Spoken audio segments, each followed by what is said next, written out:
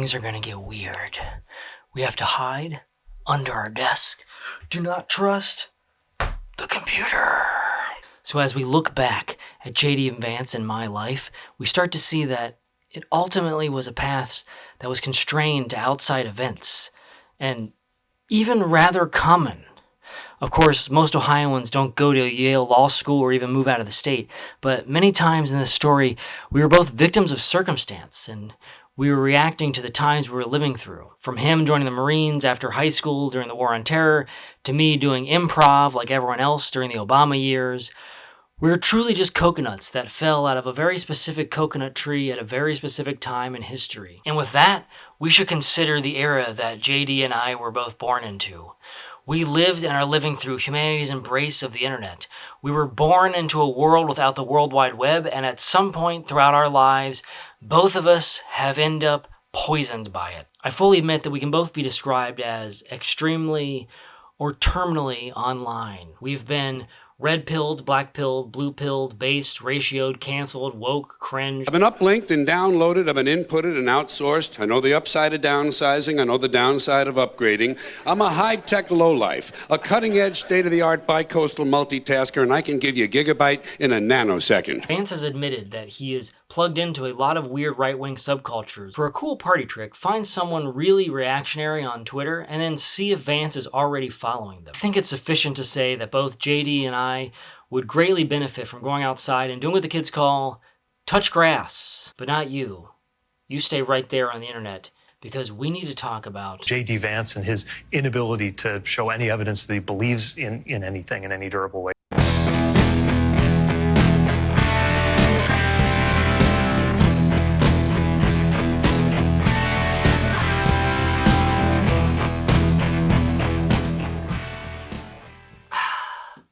In the last episode, we learned that JD's finally going to Congress to fight for us, the working people who understand that we're in a class war. The culture war in this country is a class war, and I mean that in two ways.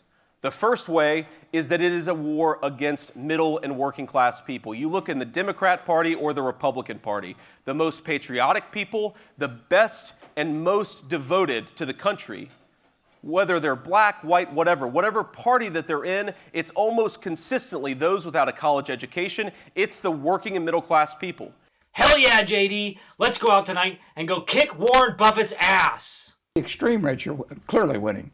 I mean, if you look at the Forbes 400, they had an aggregate net worth of $92 billion in 1982. It's $2.3 trillion today, 25 times as much. So the very rich have done exceptionally well in this economy. So, JD, you're just using Peter Thiel's money against him, right? You're really going to get revenge on the rich for what they did to your precious Rust Belt?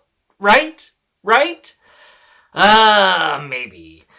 Let's not be so simple-minded. JD is not fighting in the class war to just take on the rich. He's fighting the regime. There is no meaningful distinction between the public and the private sector in the American regime. It is all fused together. It is all melded together. And it is all, in my view, very much aligned against the people who I represent in the state of Ohio. The regime is the public and private sector. It's the corporate CEOs. It's the HR professionals at Budweiser, and they are working together, not against one another, in a way that destroys the American common good.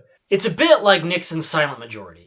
Us Americans, we just want a good job and for our Star Wars not to be woke. But some big government bureaucrats and some CEOs are standing in the way. If it's a silent majority that JD is fighting for, then it should be pretty easy to win this fight. They are the majority, right? And America's a democracy, so you can encourage them to vote, and then you will win. That's pretty simple. Let's do this, right? Come on, Nixon won in 68. We can do this, JD. Well, many of the people around JD that seem to be influencing him ideologically are pretty vocally anti-democracy. Like his friend, father figure, and sugar daddy, Peter Thiel, who said, "I no longer believe that freedom and democracy are compatible. Since 1920, the vast increase in welfare beneficiaries and the extension of the franchise to women, two constituencies that are notoriously tough for libertarians, have rendered the notion of capitalist democracy into an oxymoron. So thanks a lot, women. Daddy says we can't have democracy because you're not being libertarian enough." Let's break for a quick story time. This will be relevant, I swear. In my mid to late 20s, I was living in New York City and I fell under the spell of the political ideology known as anarchism. A completely reasonable mistake that could happen to anyone. I was the right mix of righteous and indignant, and it just felt like what I needed at the time. I was living in Brooklyn in a basement apartment that you got to from a street crate, and I never bought a lock for it so I could feel like I was truly living by my values. The computer was about the only thing that I owned that had any real value to it, so whenever I would return home and it was still there, huzzah, the system works. Now, often when I was at a bar and would bring up the virtues of anarchism, I noticed it always devolved into people trying to convince me that anarchy will never work because human nature is flawed and humans are ultimately terrible deep down, and that, sure, they would murder me. I got pretty tired of having conversations where very nice, reasonable people were trying to convince me that without some outside threat, like, oh, if murder wasn't illegal, people would be killing people all the time. And it's like, okay, well, why don't you jump across this table right now and kill me? Well, nice talking to you, buddy. Let's try not get dragged back into these conversations, okay? There I was at a bar with my then girlfriend and her friends from a college class. I was having the same basic conversation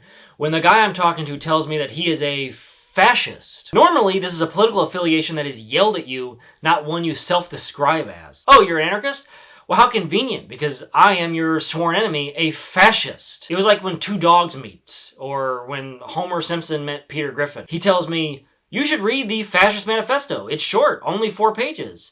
And then you might agree and join me as a fascist.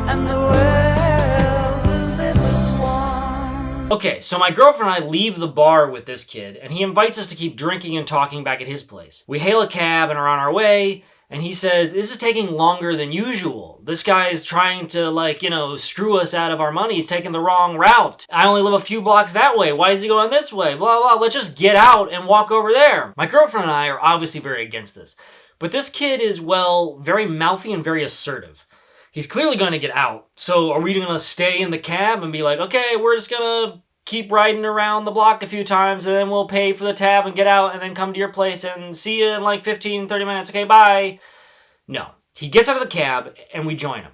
The taxi follows us for a bit. We're feeling very, very guilty. Like, let's just go back and pay the guy and just end this now. He tells us, no, follow me, walk down this one-way street and then we'll be right at my apartment. Okay, so in my head, I'm thinking, if this kid pulls this off, no wonder he's a fascist. He just walks around doing whatever the hell he wants.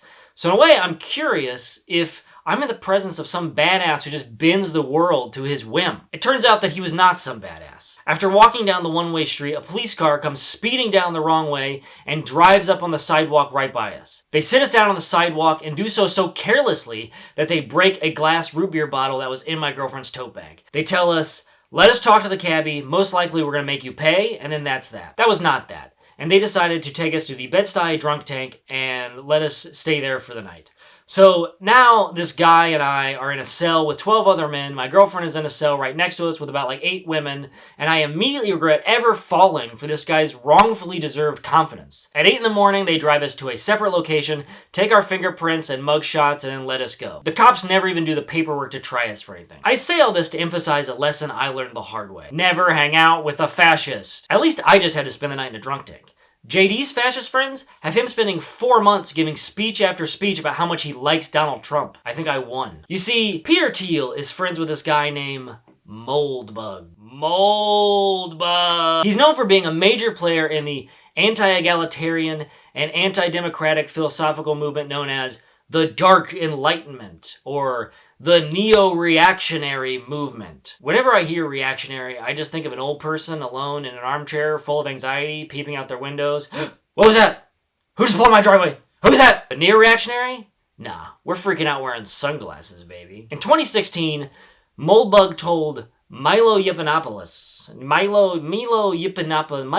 that guy who you already forgot about from 2017 Trump era. Moldbug tells him that he's been coaching Thiel, and he watched the 2016 US election at Thiel's house.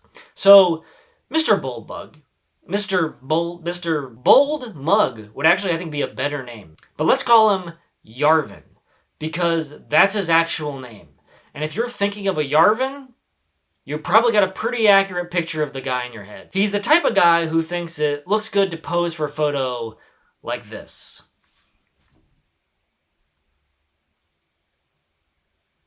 Yeah, we recorded this last because I had long hair and then I could do that joke.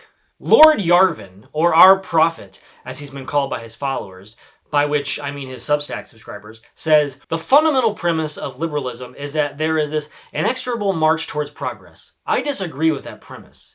He has stated that this premise underpins a massive framework of power. My job is to wake people up from the Truman Show. Yarvin is Ed Harris, baby, or I guess the girl. Yarvin is the girl. He's waking up Jim Carrey. What the hell are you talking about? Who are you talking to? I've tasted other cocos. This is the best. What the hell does this have to do with anything? But Yarvin can't do it alone, which is where the Teal Foundation comes in, offering a network of new right podcasters, what they refer to as Teal Bucks. Basically, he's giving podcasters and Twitter users money to help normalize his alt-right, neo-reactionary views. It's a fun, hip spin on being an uptight, weird racist online. And Mr. Teal? 200 Teal Bucks and I'll take this down forever, baby. And Teal is spending his money on podcasts because Culture war in this country is a class war. JD is parroting a truism of the right known as the Breitbart Doctrine. Politics is downstream from culture, and that to change politics, one must first change culture. Politics is downstream from culture. Politics is downstream of culture. Politics is downstream from culture. So culturally speaking, what are the big ideas that Teal is using his Teal Bucks to push? For one, Peter Thiel has echoed Yarvin's project of seceding from the US to establish a tech CEO dictatorship. What's that you say? A tech CEO is dictator? Well, I'm a tech CEO. Now this is libertarianism I can get behind. Teal and Vance both have bachelor degrees in philosophy, so I think that they can probably recognize this sounds a lot like Plato's Philosopher Kings. If us philosophers are so smart, you know who should be running everything? Us. Then we won't be put to death for corrupting the youth anymore. Teal's buddy Yarvin says, libertarianism was a doomed project without the inclusion of authoritarianism. If Americans want to change their government, they're going to have to get over their dictator phobia. But what kind of CEO dictator? Yarvin has suggested someone like Julius Caesar, the famously beloved leader of Rome. Another thing that happened under Julius Caesar was he was such a powerful maniac that all the senators grabbed knives and they stabbed him to death. That'd be an interesting thing if we brought that back now. How would Peter Thiel look in a toga? So what exactly would that look like? You know, the form of government that I believe in is what I would call an accountable monarchy. And there's a lot of ways to do an accountable monarchy, but you know, the simplest one is to basically reduce your sort of commitments to overwatching politicians, as to say, let's recognize the reality here. We as Americans care about exactly one election, which is the presidential election. And because Washington is such a you'll have to believe that. Because Washington is so decayed, what we need is to basically have a CEO there. And what we're going to trust is that whoever wins the election is whoever has the confidence of the people to be the CEO of Washington. And by the way, if you read the Constitution, you know, the Constitution is actually totally more than tolerant of this form of government. It says right there that the president is the chief executive of the executive branch. And yet, you know, as we use the word, and they meant the word chief executive as we use it in the private sector, and the president doesn't matter if he's a Republican or a Democrat, he doesn't have 1/1000th of a control of the so-called executive branch that a private sector CEO has. Okay, it's really controlled by Congress. And so what you're basically saying is, I'm saying, okay, you know, make sure you have a system where the people still evaluate the president's work every 4 years, make him accountable to the voters, and just put him in charge of the goddamn government. Isn't that a democracy? I thought you were arguing against. Yeah, it is. Well, it's a democracy in which democracy puts forward a monarch rather than putting forward policies. And most people think of a democracy in terms of voting on policies. I understand. But in those 4 years, then, if he is truly a monarch and he's unaccountable, Again, he could execute anyone he likes. He could end the elections. He could do anything he wants. He sure could. And so what you really, he sure could. To quote a Vanity Fair article by journalist James Pogue, Yarvin considers himself a reactionary, not just a conservative. He thinks it's impossible for an Ivy League educated person to really be a conservative. He has consistently argued that conservatives waste their time and political energy on fights over issues like gay marriage or critical race theory because liberal ideology holds sway in the important institutions of prestige, media, and academia, an intertwined nexus he calls the cathedral. He developed a theory to explain the fact that America has lost its so-called state capacity. His explanation for why it so often seems that it is not actually capable of governing anymore. The power of the executive branch has slowly devolved into an oligarchy of the educated who care more about competing for status within the system than they do about America's national interests. It's basically just a better nuanced version of JD's concept of the regime, what he called the quasi-aristocracy of the Ivy League intellectual and management class. Those are the real bastards getting us down. You're clearly, from my perspective, looking very much at a fall of the Roman Republic event here in a best case scenario.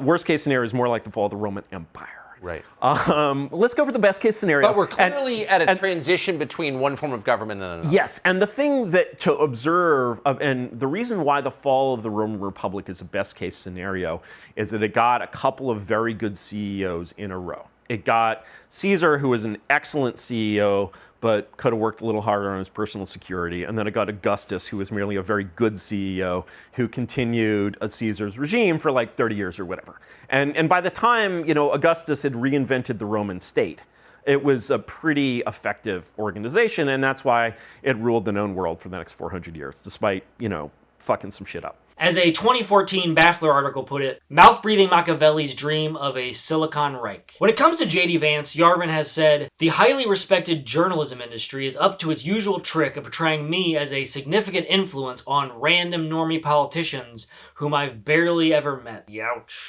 Even that hurt me for you, JD. Sorry, buddy. Sure, I've shaken hands with Senator Vance a couple of times. I'll bet he has also shaken hands with someone who shook hands with Jeffrey Epstein.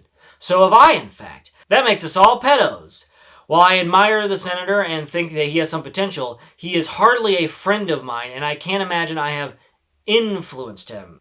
Okay, well, you don't have to call yourself a pedo, so I don't really understand what that was about. But to quote JD, so there's this guy, Curtis Yarvin, who have been writing about some of these things. We can take Yarvin at his word that he was coaching Teal, and Teal has been giving money to Vance, and I did uncredited extra work in The Amazing Spider-Man 2, which starred Emma Stone, who was in Crazy Stupid Love with Kevin Bacon. Boom! So despite having law degrees from Ivy League and Ivy Plus universities, Teal and Vance are going to take down these elite Ivy League bastards, keeping the working man down, and then make a tech CEO dictator, and then suddenly the Rust Belt will live happily ever after. But in all seriousness, what is the plan here? We are in a late Republican period, Vance said, invoking the common New Right view of America as Rome awaiting its Caesar. If we're going to push back against it, we're going to have to get pretty wild and pretty far out there and go in directions that a lot of conservatives right now are uncomfortable with. Hey buddy, I'm right there with you.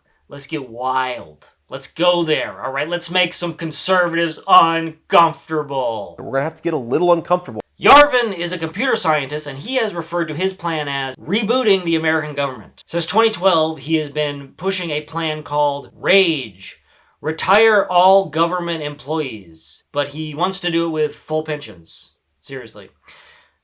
So I guess that's good if you're a government employee. J.D. Vance has said, I think Trump is going to run again in 2024. He is, buddy, and I got some news for you. I think what Trump should do, if I was giving him one piece of advice, fire every single mid-level bureaucrat, every civil servant in the administrative state, and replace them with our people. Now this may sound familiar if you've recently did as you were told and Googled Project 2025. If you didn't, I'll tell you.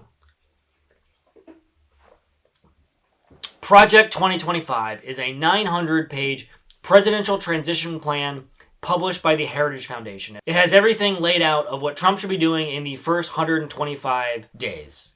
And again, I said the Heritage Foundation. I told you they'd be back. It proposes reclassifying tens of thousands of federal civil service workers as political appointees in order to replace them with people loyal to the president. Proponents of the project argue that it would dismantle what they view as a vast, unaccountable, and mostly liberal government bureaucracy. And in it, it includes a database of vetted political servants who are ready for the job. In regards to Project 2025, Yarvin has said, "I condemn and disavow these projects. It is embarrassing that people are associating me with them and the actual severe right. Undaunted, we will strive to educate the president about the objective structure of reality and his effective policy options." Does he really want to spend the rest of his life as a normie? Our benevolent dictator, who we still have to educate on effective policy options. Do you really want to be a normie? Lame. In regards to Project 2025, the Heritage Foundation is happy with J.D. Vance. I am very happy with the J.D. pick. I think it's transformative for sure. Yeah. And think of him as a member version of what we do. Yeah. So there's no think tank, no policy organization, no battle plan creator other than us for the worldview that I think Donald Trump has and that JD has. And JD Vance is happy with the Heritage Foundation. He's even written the foreword to an upcoming book by current president Kevin Roberts. You may notice the release date has conveniently been pushed back until after the 2024 election. The book is called Dawn's Early Light, Taking Back Washington to Save America. Its original subtitle was Burning Down Washington to Save America and featured a match on the center of its cover. I guess it's too bad the smiley face with a Hitler mustache was taken. Remember? Like 4 episodes and 8 hours ago, remember? In the foreword, J.D. Vance writes, "In the classic American film Pulp Fiction, John Travolta's character recently returned from Wait, what? Wait, seriously? I want to call your attention to one of my favorite theologians, and that's Samuel L. Jackson in the movie Pulp Fiction."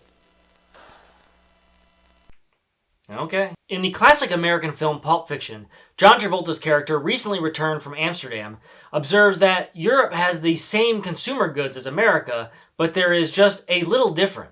That is how I feel about Kevin Roberts' life. Who said the man couldn't write? Let's skip to the end. Both of us saw how a factory leaving a town could destroy the economic stability that provided the foundation for these families. And both of us learned to love the country that gave both of us and our families second chances, despite some bumps along the way. In these pages, Kevin is trying to figure out how we preserve as much of what worked in his own life while correcting what didn't. To that, we need more than a politics that simply removes the bad policies of the past. We need to rebuild. We need an offensive conservatism, not merely one that tries to prevent the left from doing things we don't like. We are now all realizing that it's time to circle the wagons and load the muskets in the fight that lay ahead. These ideas are an essential weapon. We need an offensive conservatism, and conservatives are offended, all right? JD is loading the musket and ready to fight for normal Americans. Read White. Like this lady from a leaked Project 2025 training video. Hi, I'm Katie Sullivan, and just a normal American woman. But to the left, that makes me a cisgendered ethno-imperialist birthing person with pronouns she, her. Words like that are quite a mouthful, and it's one America needs to spit out before we choke on it. We refuse to choke on it. So what are some of the big grievances that these angry conservatives are fighting back against? When I arrived at USAID, I had a career employee ask me how many children I had. I thought it was a bit odd of a question, but to be kind, I answered, and I said I had 3 children. And he actually said to me, "Oh wow, 1.5 too many for the environment." I smiled and I said very politely, if I could have 10 more children, I would. I'm sorry, but there are real problems in this country, okay? So we're not going to be taking on wealth inequality, price gouging, downsizing, outsourcing, the militarization of law enforcement, mass shootings, restricted abortion access, our complicit genocide in Gaza.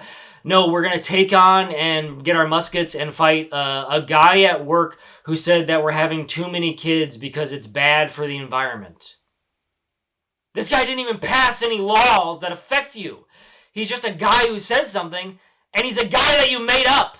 Obviously. Remember, conservatives were never against cancel culture. They were just mad that they couldn't get cancel culture to work for them. They're all blah, blah, blah free speech when it comes to posting the N-word on X, but they will cut you off immediately if you try to do an impression of RFK Jr. Robert Kennedy explained this to me. This is his words, not mine. But if he's right, it's the craziest fucking thing I've ever heard in my life. And I think he's right. In the placebo group, two people died. I'm going to do his voice while you talk, if you don't mind. Don't do that. Don't do that. I'm busy trying to spread a conspiracy theory here, okay? Spotify gives me $100 million to do this, okay? The left is out there every day making us feel bad, and we have to take power and, I don't know, make it illegal to not be a straight Christian family with 10 kids, I guess. This really isn't me being nitpicky. I mean, it kind of is. But when J.D. Vance was asked, what would it mean if what he was doing worked? What would the world look like in your perfect fantasy, J.D.? It will mean my son grows up in a world where his masculinity, his support for his family and his community, his love of his community, is more important than whatever works for fucking McKinsey. Will someone put our kids over McKinsey? Alright, but how do we stop those that put McKinsey over our kids? Well, we're going to genocide them, of course. There's another book that JD put his name on this year. Unfortunately, the foreword was already written by Steve Bannon. The book is Unhumans, The Secret History of Communist Revolutions and How to Crush Them by alt-right conspiracy theorist Jack Posobiec and co-author Joshua Lysick, and I think also some ghostwriters as well. In it, the authors laud the contributions of Francisco Franco, Chiang Kai-shek, Augusto Pinochet, Joe McCarthy, Julius Caesar, and Elon Musk to what they frame as an existential struggle against the dark forces of communism. Our boy JD wrote a blurb for the cover that reads, "In the past, communists marched in the streets waving red flags. Today, they march through HR, college campuses, and courtrooms to wage lawfare against good, honest people." In Unhumans, Jack Posobiec and Joshua Lysick reveal their plans and show us what to do to fight back. I'm finally gonna take on my wife's divorce lawyer. No more will I sit still. These communists can pry my child support from my cold, dead hands. The core thesis of the book states that the American left intends to terrorize and subjugate the United States under a communist dictatorship. And by God, we're gonna fight them on the beaches. We shall fight them in the fields and in the streets. But we're mostly gonna fight them online without leaving our homes. We'll tweet a bunch of memes at these godless commie bastards until they turn off their computers and go back to having dinner with their families or something. So we can all gather together on Gab and share minions that are gonna vote for Trump and hit the like button. Bastard commies! I hate him! I hate him!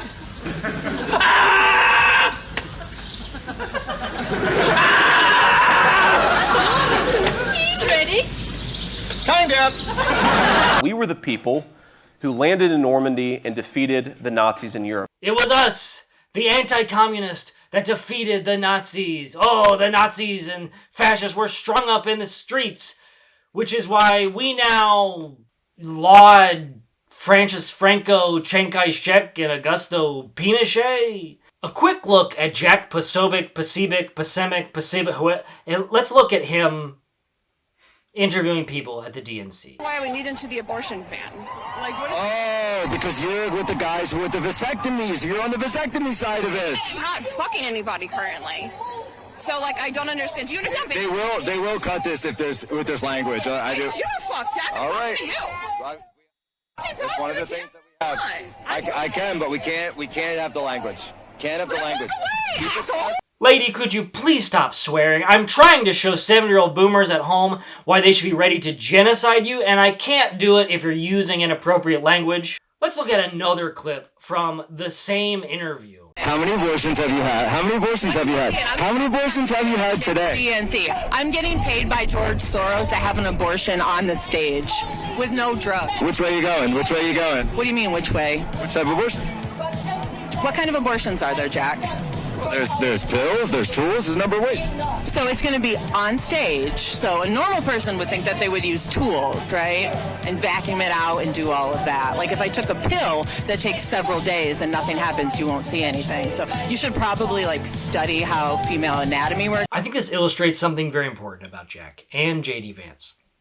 And really, all of these guys. We're trying to find out what they believe and why they believe it. Here is Jack being literally told something that he would truly want his viewers at home to believe is real.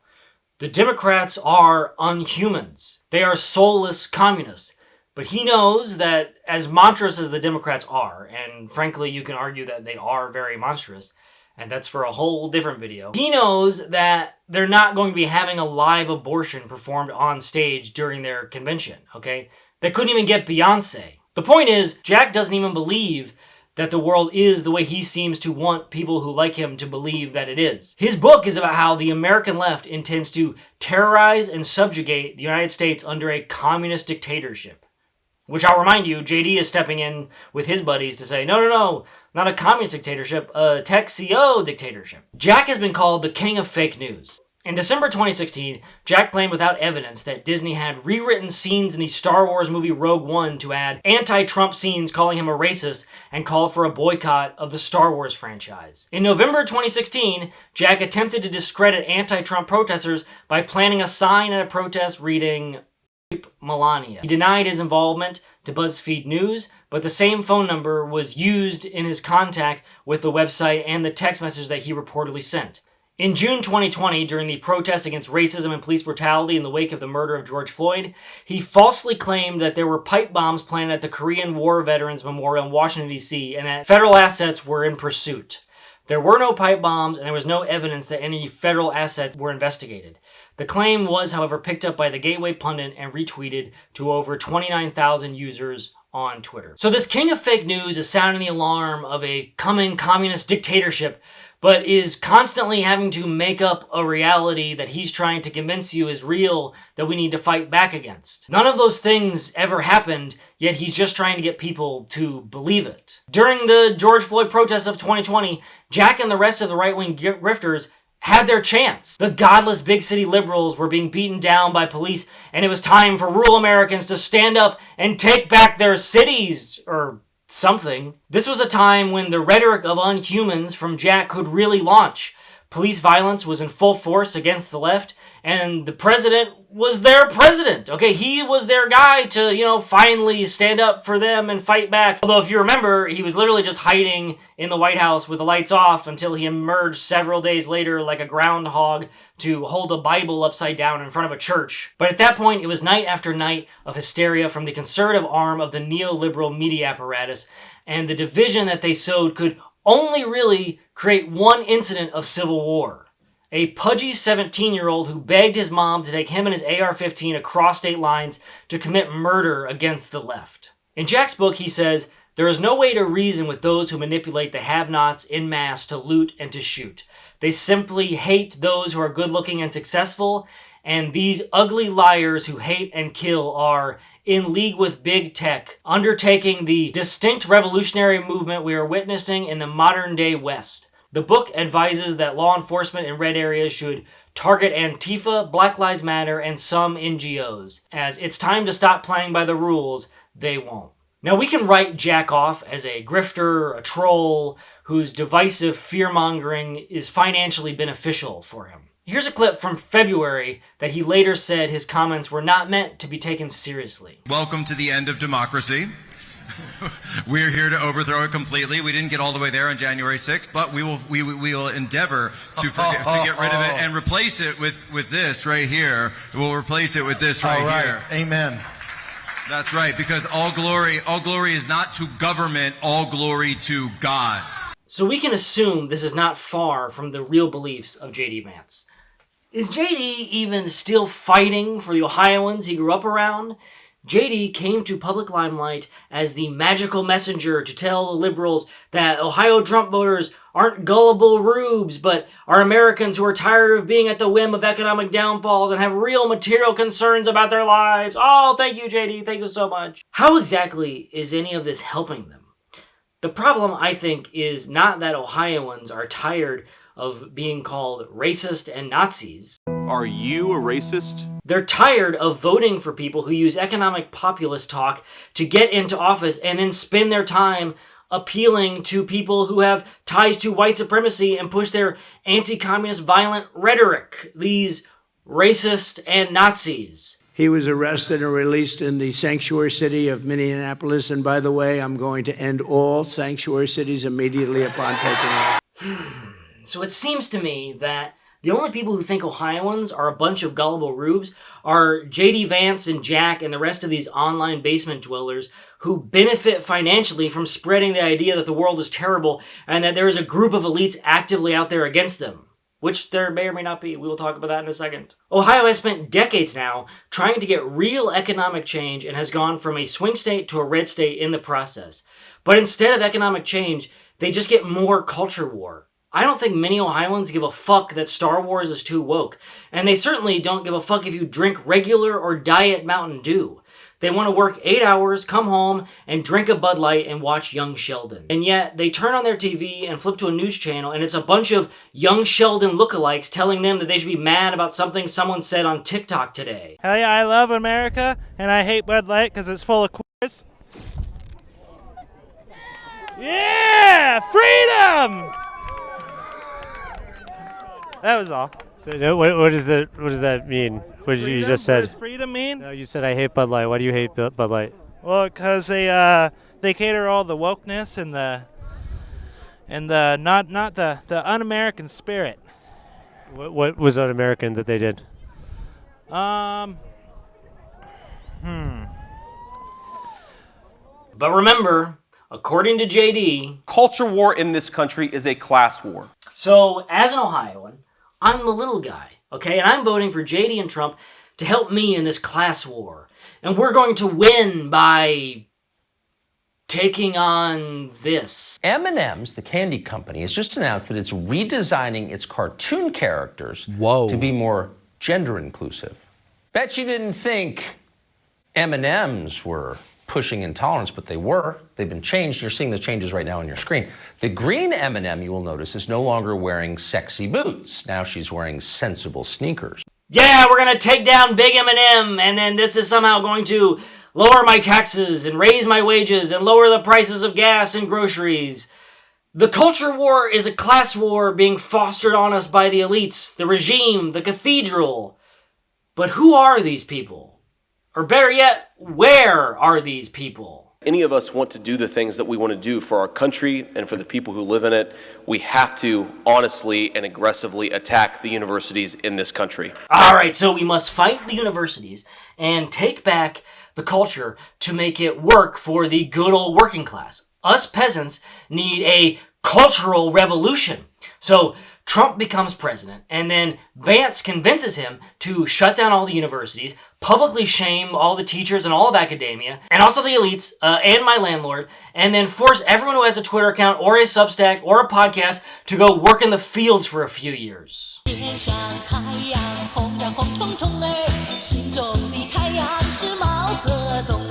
that sort of takes us back to Jack's book, Unhumans, The Secret History of Communist Revolutions. But we have to do it because the universities are full of all these cultural communists. They're the ones who are ruining everything. This is where it all starts, with these academics and theorists, and then over time, your local school board, your employer's corporate HR department, AOC, teenagers, they're all speaking fluent woke. To fight back against wokeism, it's not enough just to rail against cancel culture or complain about woke corporations.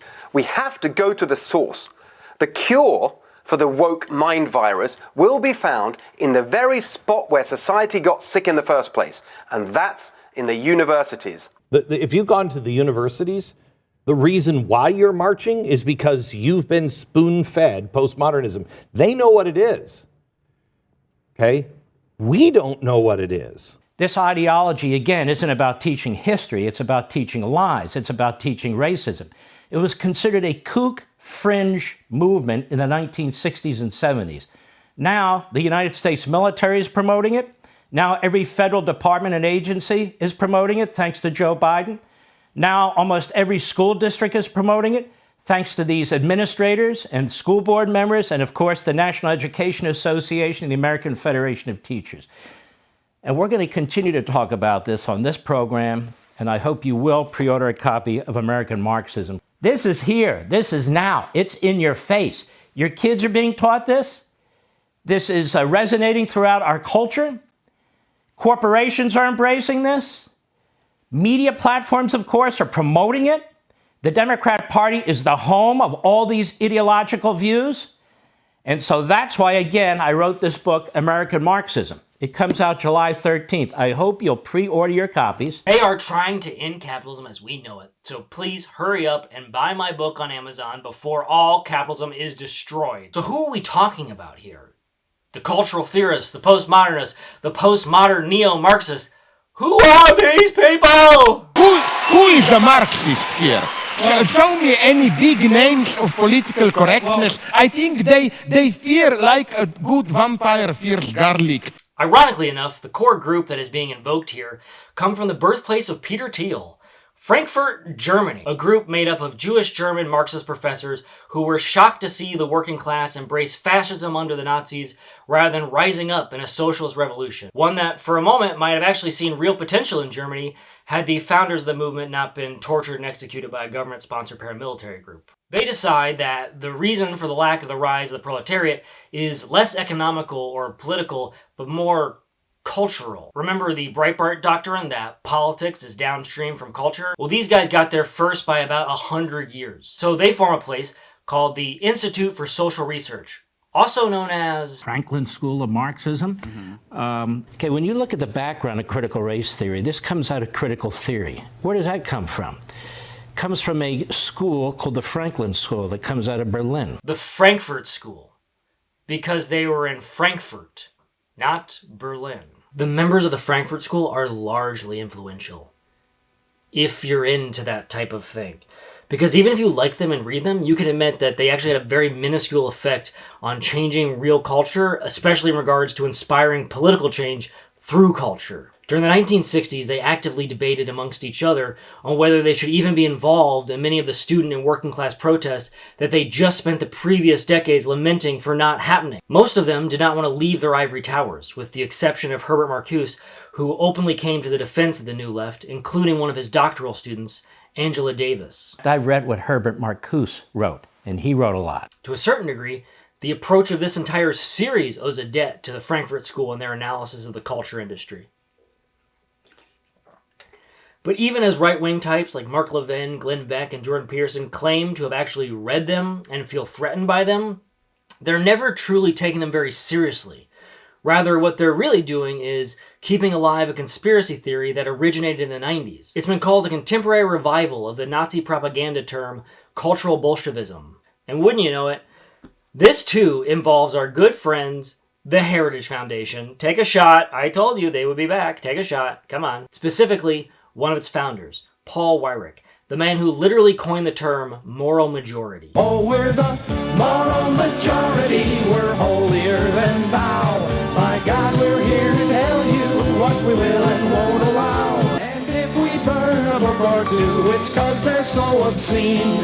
And heading up our list right now is Penthouse Magazine. Paul Weyrich, in a speech to the Conservative Leadership Conference of the Civitas Institute in 1998, began to equate political correctness with cultural Marxism. He felt that cultural Marxism was a brand of Western Marxism, commonly known as multiculturalism, and was an organized conspiracy against the traditional Christian values of America. In February of 1999, Weyrich was frustrated with the public indifference to the Clinton-Lewinsky scandal, and he put up the white flag for the culture war, and he declared that the culture war was lost. Congratulations, culture, you win. Now, I've never heard Paul Weyrich talk, but I assume he sounds like this. I believe that we have probably lost the culture war. That doesn't mean the war is not going to continue and that it isn't going to be fought on other fronts, but in terms of society in general, we have lost.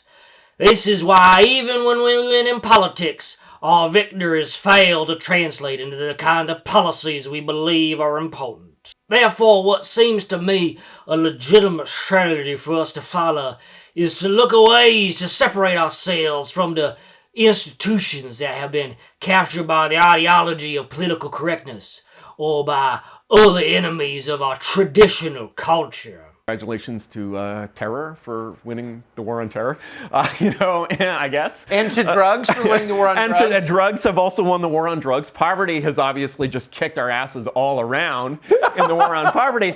But the conspiracy of cultural Marxism continues to live on, and not only in your YouTube video recommendations. Often it's in the manifestos of mass shooters, like Andres Breivik, the Norwegian shooter who in 2011 killed 77, mostly children, and injured over 300. Someone our pal Yarvin criticized, but not on the grounds that terrorism is wrong, but because the killings wouldn't do anything effective to overthrow what Yarvin called Norway's communist government. If Weyrich were still alive, I think he'd be very happy that his core ideas are living on in the woke mind virus. So folks, do not fear, because the woke mind virus has won before and it will win again. Now, the woke mind virus might be new, but these sentiments have been a part of the intellectual branch of American conservatism for a long time. Oh my God, the culture's changing. Certain jokes, that at least what were considered jokes 10, 20 years ago, are now unsayable as a result of certain tensions that exist. For instance, certain racial jokes. Mm-hmm. You couldn't have a minstrel show now, could you, in Hollywood? No. Do you regret this? Well, I liked minstrel shows because I was brought up in that era.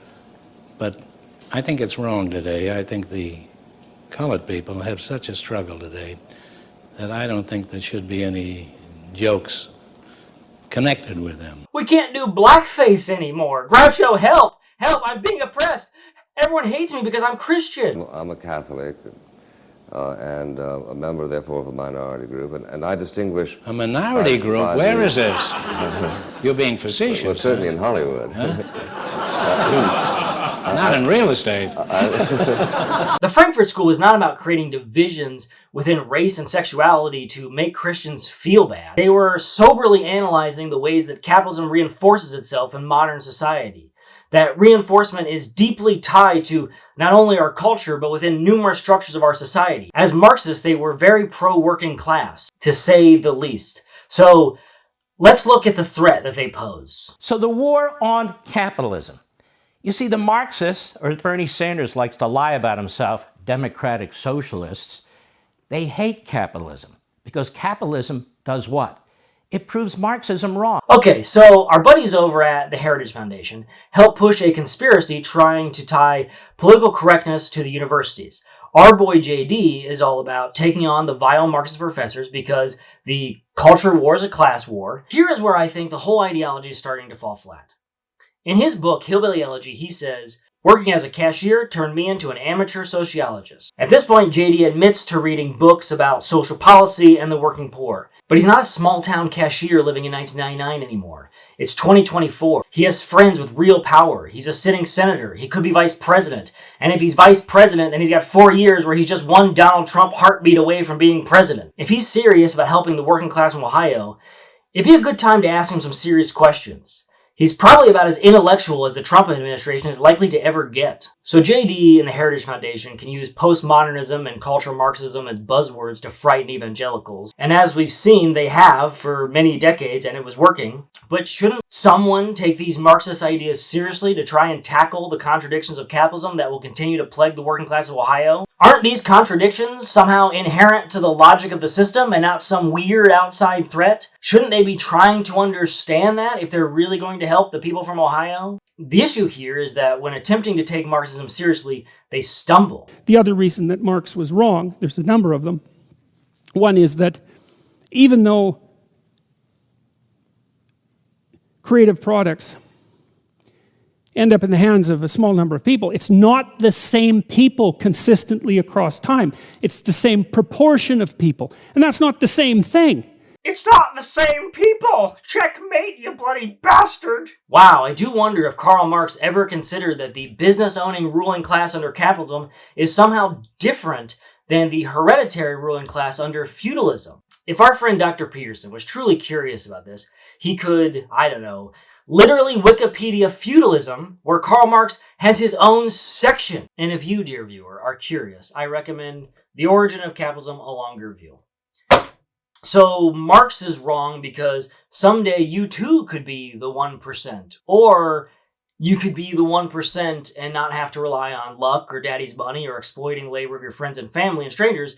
You could just rally together as united working class and seize the means of production. That would actually be easier than trying to just become the 1%. Why wouldn't you do that? You should do that. The only thing you have to lose are your chains. There's a lot of movement in the upper 1%, a tremendous amount of movement. And one of the reasons for that movement is that things get large, and then they get too large, and then they collapse. And so, in 2008, when the politicians said, too big to fail, they got something truly backwards, as far as I can tell, and that was, it was a reverse, the statement was reversed. It should have been, so big it had to fail. So big it had to fail. And I'm not talking about my penis, you woke moralist. Boy, I wonder if there's anyone who could help us understand the current economic power structures where the world governments would prevent the failing of massive banks and investment firms. It's probably the same guy who first anticipated the growth and collapse of economic expansion, commonly called the boom and bust cycle. You already know. Now, I'm not saying that J.D. Vance is going to or even should be a Marxist. What I'm saying is that if our boy is going to be an amateur sociologist and fight for the working poor, shouldn't he be looking into understanding what capitalism actually is and how this could relate to their condition? He could just see what type of influential people have their own sections on the Wikipedia page for sociology. It would actually be very beneficial for JD and save him from ever sounding as stupid as this when talking about capitalism. The thing to understand about Wall Street is that one of the great failures of Wall Street and of big business in general, they are not capitalist by nature. They are profit-seeking. There is a difference. Profit-seeking means that you will find money wherever it lies. So if the best way to make a profit as a business is to get in bed with corrupt Democrats, you'll do it. You'll rig the system for your own benefit if you can make a profit. A capitalistic company is one that will not do those things. If you are a capitalist, you say, I'm not interested in getting in bed with the government because I know that whenever anyone gets in bed with the government, they end up getting screwed. That's the nature of the bargain. And we don't want the government picking winners and losers. But that's not what a lot of Wall Street does. A lot of Wall Street is perfectly willing to get in bed with the government so long as it benefits their firm at the expense of all the other firms, which is corporatism. It is not capitalism. And then when that system inevitably falls on its face because the government is bad at picking winners and losers, when those bubbles always burst, capitalism gets blamed. It's one of the perversities of the way that our system of government works under a mixed economy. Mixed economy meaning free market for some parts and government-sponsored, subsidized, and run for other parts. This is not capitalism. Under capitalism, everyone just makes a lot of money and shakes hands. And if you want to make a lot of money, you can use my promo code NERDVPN. Okay, so we get rid of the government, and then we no longer have boom and bust cycles that are inherent to the contradictions of capitalism. That'll all be resolved. But here's the thing about J.D. Vance and all of his capitalist freedom fighters, is that Trump was president. They had a chance to do this. If he was president from 2017 to 2021. Maybe you remember that time? And under his administration, there was some effects for rolling back the government and letting capitalism run free. And it typically didn't create a better world for working class Ohioans. In 2019, the Trump administration allowed pork slaughterhouses to have fewer USDA inspectors. In 2024, U.S. Department of Agriculture inspectors turned up dozens of violations at a Boar's Head plant in Virginia that is now linked to a nationwide recall of deli meats. This included mold, mildew, and insects repeatedly found throughout the site. This has now led to 9 deaths due to a listeria outbreak. But think of all the money we saved. In 2020, the Trump administration stripped pollution safeguards from drinking water sources. In 2024, The Guardian reports that Tyson Foods dumped millions of pounds of toxic pollutants directly into American rivers and lakes over the last 5 years. And this happened again and again. And this is to say nothing about the recent Supreme Court decisions that will escalate this free reign of capitalism over the next few decades. Google the Chevron deference. So how did any of this deregulation help Ohioans? In fact, this same shit was happening right when and where our story began. When researching this, I came across an EPA investigation into possible groundwater contamination from the New Glow company in Beaver Creek, Ohio, right by Springfield and Middletown in 1984, right where and when JD and I were both born. The Ohio EPA is checking on contaminants in the soil in the Beaver Creek area. Geologists were using a bore this afternoon to take samples of the dirt at different depths. Workers were looking for the same contaminants that were discovered in a number of Beaver Creek wells and creeks a few weeks ago. Most of the tests today were conducted at the New Glow Company, but the EPA will not say if the paint supply company is the source of the contamination. So maybe it's not about helping them. Maybe it's about using them to think of the culture before they can realize that they're fighting a class war on the same side of the biggest capitalists in the game. And this populist posturing and ideological floundering is what keeps taking these guys to very, very strange places. At the end of last year, one of the most prevalent tech venture capitalists, Mark Andreessen of Andreessen Horowitz, wrote a blog post called The Techno-Optimist Manifesto. It praises technology and the free market while making a list of enemies that fall in line with the thoughts of all the people we've just been talking about. At the end, he gave a list of the patron saints of techno-optimism that ranges from Andy Warhol to Friedrich Nietzsche to Ayn Rand's fictional character John Galt, and excludes Ayn Rand herself for some reason. It also includes Felipe Tommaso Marinetti, the co-author of The Fascist Manifesto. Remember, it's just 4 pages. You just have to read it. It's really cool, and then you'll come join us. In many ways, if these nerds just stuck to philosophizing,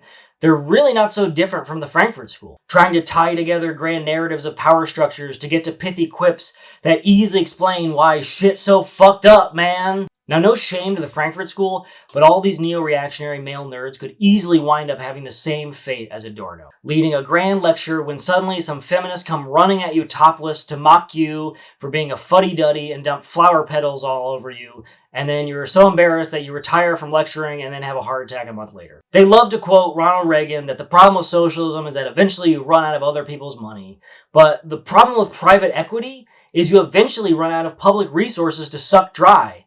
Not to mention all the companies that you absorb drive into the ground, sucking each and every last dollar out of it like truffle hunting pigs. Bye-bye, Red Lobster. Now, none of these problems of the working man are going to be solved because that's not what they're fighting for. The goal here can be explicitly found in this quote by Peter Thiel. The fate of our world may depend on the effort of a single person who builds or propagates the machinery of freedom that makes the world safe for capitalism. And this machinery could be from anywhere. That quote is from an essay where Peter Thiel was praising the Seasteading Institute, a non-profit that explores the creation of a sovereign ocean colony, to which Thiel donated $500,000 in initial seed capital. An island free from the government where capital reigns supreme? Finally, a place where the rich can be free! Not like that. So, the whole world is built in your favor, and you couldn't be winning any more economically, but because some kid at a university thinks your money is racist, you have to go hide off in a magic sea land? It just feels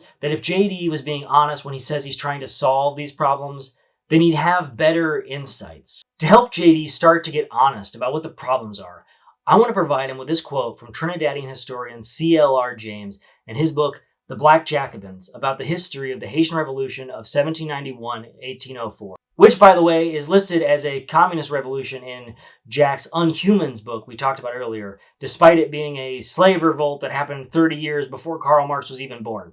Anyway, the modern bourgeoisie is forced to be conqueror when the ruling classes of all previous social formations had been content with being the exploiting class. In the past, that was the conquering in terms of land. Land has now largely been conquered, but conquering hasn't stopped. It's just progressed into conquering your time, your mind, everything of value in you and around you that can be extracted and turned into capital value.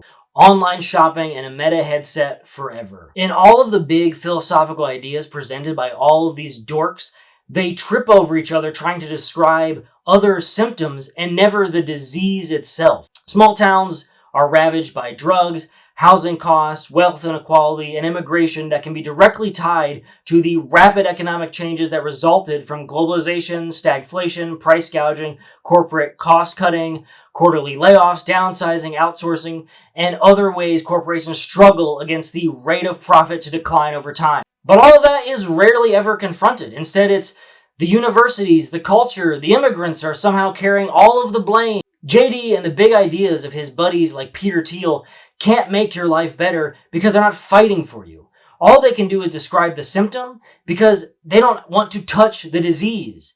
They are a part of the disease. These are Ivy League brats projecting, telling you to blame Ivy League brats. Podcasters and Substack writers telling you to blame the managerial class. They are the managerial class. Trying to find some consistency in the spiderweb of ideology is futile. It's become futile because it's not about solving any problems, really. It's about making the solutions to these problems be the solution you want it to be, whether it works or not. It reminds me of something childless cat lady Rush Limbaugh said at the start of the Obama presidency. We're talking about my country, the United States of America, my nieces, my nephews, your kids, your grandkids. Why in the world we want to saddle them with more liberalism and social? Why would he want to do that? So yeah, I can answer it in 4 words. I hope he fails. And that would be the most outrageous thing anybody in this climate could say. That shows you just how far gone we are. Rush Limbaugh heard they're giving away the game. I don't like your policies, even if they work. I hope they fail because only the policies I like can work.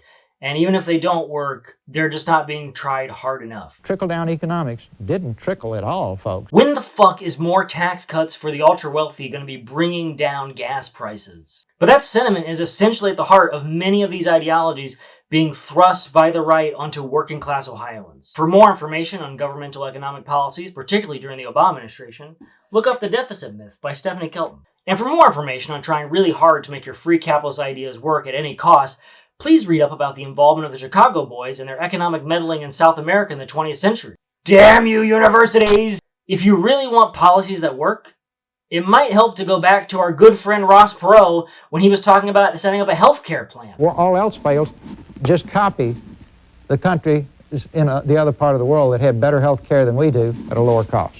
JD is lost in a sea of bad ideas. A private island for tech CEOs, evangelical control of the government to unleash tighter restrictions and outright banning of abortion, homosexuality, pornography, and anything else that offends very old white Christian men. All he can do is give you more people to blame who aren't really at fault. It's about keeping alive a politics built on nothing more than resentment. The reason JD seems so inauthentic to Midwesterners is because he looks exactly like what he is. An Ivy League educated brat who comes in to be the mouthpiece for the cowardly boss just to fire you.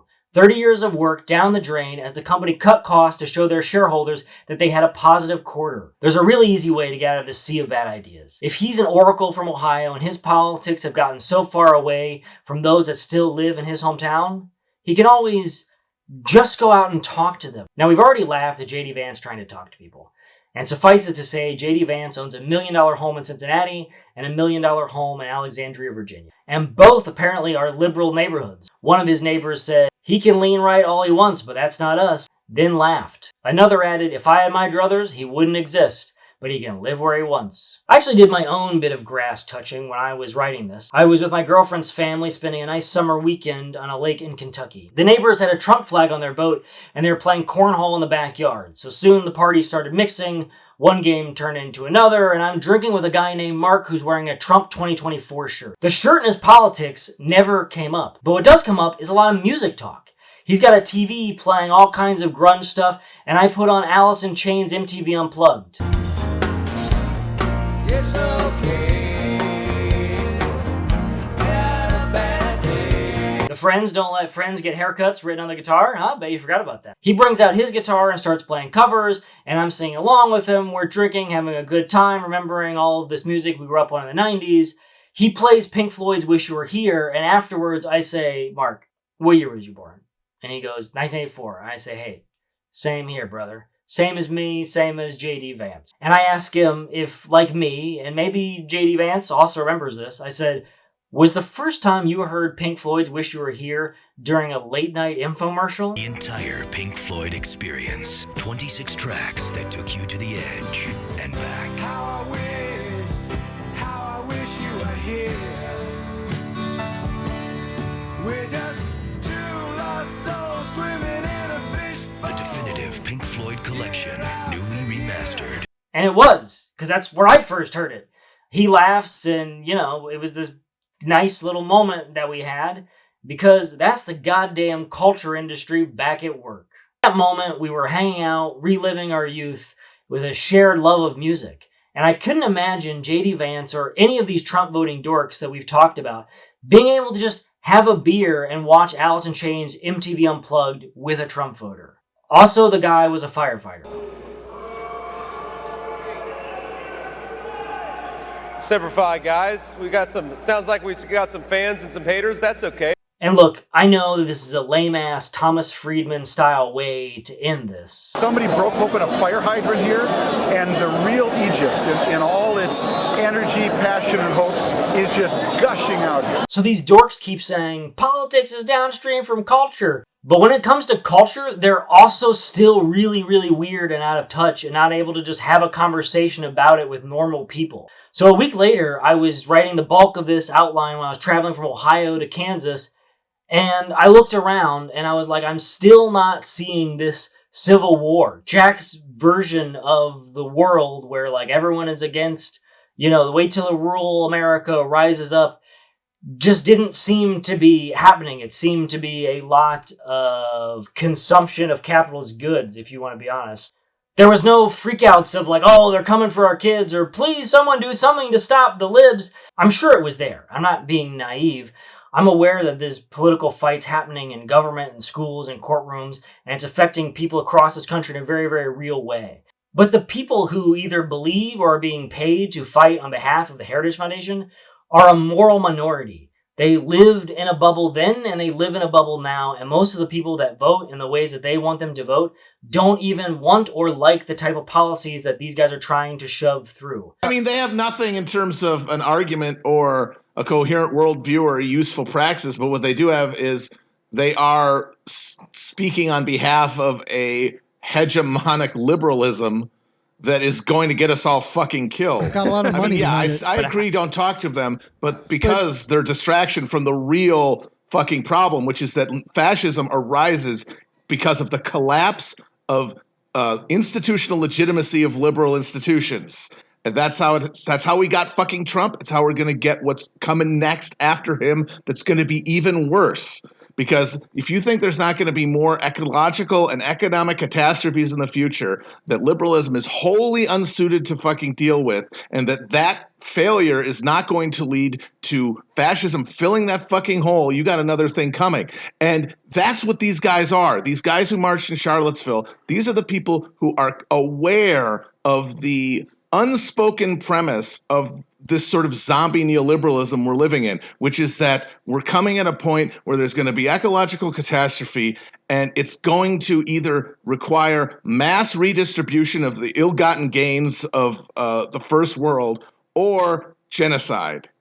And these are the first people who have basically said, well, if that's the choice, I choose genocide. And they're getting everybody else ready intellectually and emotionally for why that's going to be okay when it happens. Why they're not really people. When we're putting all of this money into more fucking walls and drones and bombs and guns to keep them away, and so that we can watch them die with clear consciences, it's going to be because we've been loaded with the ideology that these guys are now starting to express publicly. On the other side of them, you have people who are saying in full fucking voice, no, we have the resources to save everybody, to give everybody a fucking decent and worthwhile existence. And that is what we want. And that is the fucking real difference between these two. So you can tell that to the next asshole who tells you that they're actually two sides of the same coin. America first! America first! America first! Springfield is about love! That's we it! We love our people, all people! All That's people! It. Love this town! Get out! Leave us alone! This whole video has been a look at how the present becomes history and history makes men. And despite the wishes of Peter Thiel, history is not made by one man, for it is all men who make their own history. So here, in 2024, we split off down two separate paths. Like I said at the beginning of this whole journey, this isn't about JD or me. It's about the type of people we are. And there will always be people like us.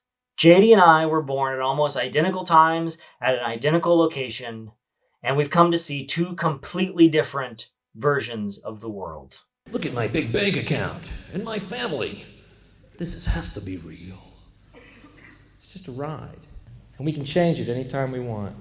It's only a choice. No effort, no work, no job, no savings of money. A choice right now between fear and love.